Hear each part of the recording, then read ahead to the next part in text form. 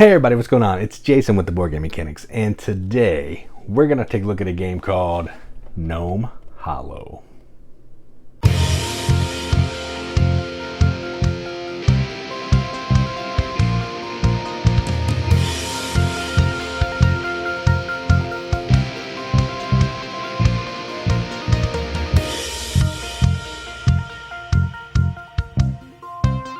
Gnome Hollow is a game published by the Op, designed by Ammon Anderson, who also did some of the art.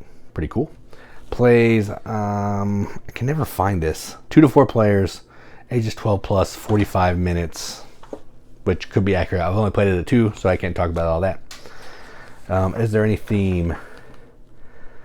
Begin your journey to Gnome Hollow and join the Meadow Gnomes in celebrating their hollow harvest, where they work together to cultivate mushrooms and gather the magic needed to keep their village hidden for another year. So players take on the roles of a gnome and their partner as they shape magical mushroom circles, collect wildflowers, and gather the fungal components needed to maintain the enchantment that conceals their humble home. So there you go. This is a tile placement, worker placement game. So you're going to be drafting some tiles, you're going to be building, everybody's going to be working together to build a board, kind of Carcassonne-esque if you played that. And then you're going to be using gnomes to collect flowers, claim paths on the board, collect mushrooms, visit signposts, to just try to have the most points at the end of the game, ultimately, so you can collect this awesome hat, which is also the first player marker. So there you go. So if you want to see how that works, you can click the link in the video description, and I'll play through, I don't know, a few rounds, show you some closing some circles and most of the actions. If you don't care about that, stick around here. I'll take a look at the components.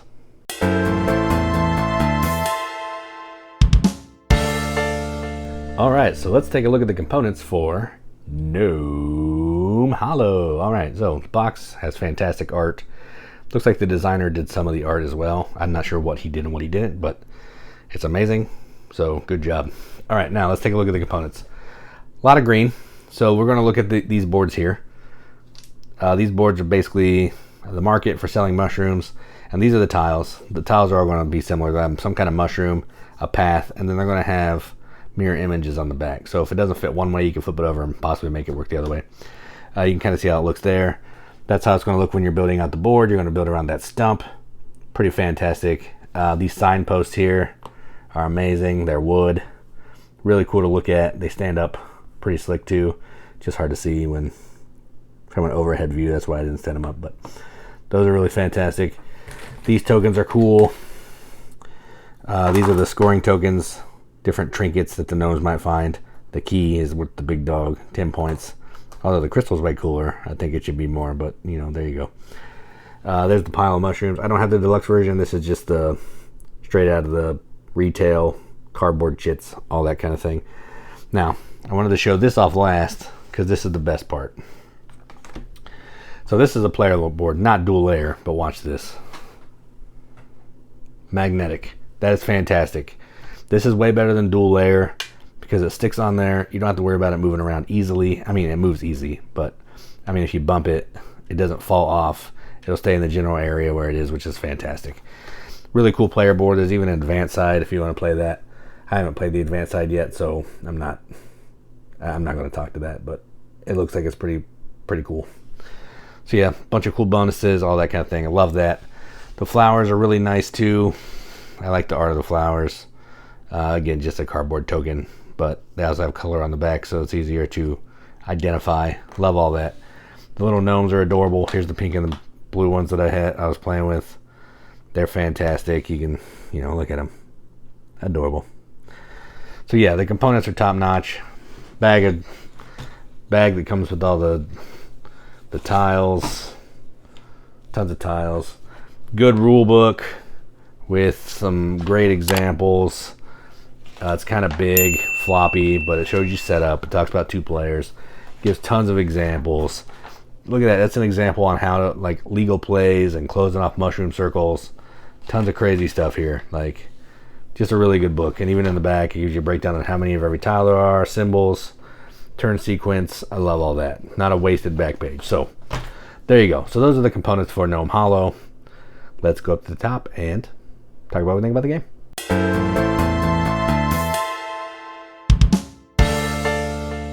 Okay, so Gnome Hollow,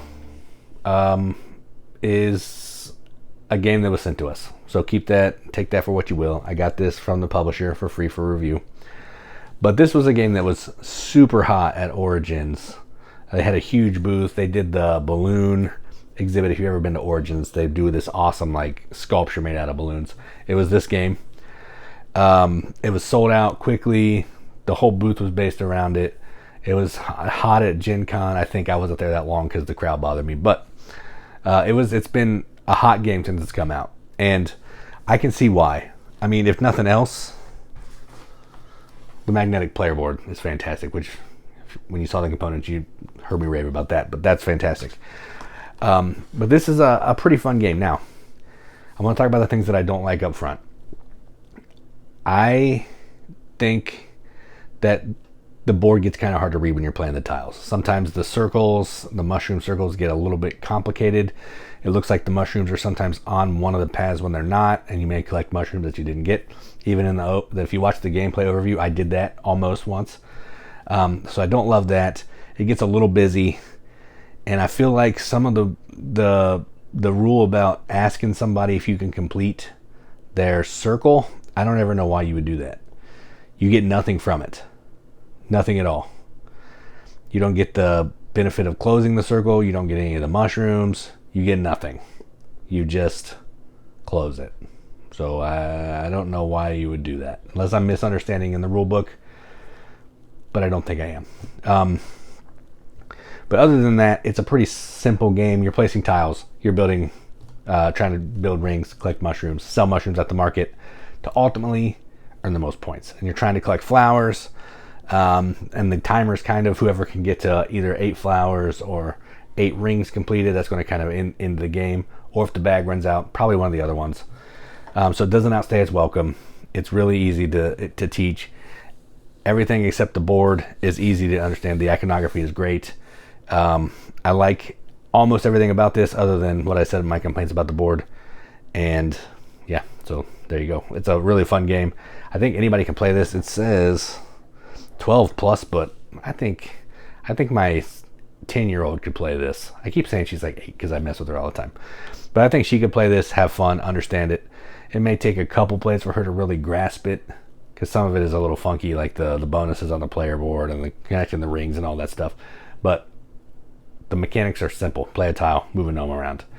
The rest of it kind of just falls into place as you're playing. So aside from the 2 little complaints with the main board, which is a big complaint to me because it gets busy and that's the crux of the game. I enjoy this game. It would probably get a higher score than I'm going to give it if the board didn't bother me so much when I'm playing it. That's a me problem, not a game problem. It just makes me not want to come back to it a ton because the board just gets too busy. So I am going to give this a B generous have to seal. This is going to get a 7 out of 10 on BGG, which is a 3.5 out of 5 wrenches on our arbitrary wrench scale. That means absolutely nothing, but we like to give it the games that we enjoy, and that's what we're going to do. So that is Gnome Hollow from the Op. I'm Jason with the Board Game Mechanics, and as always, keep gaming.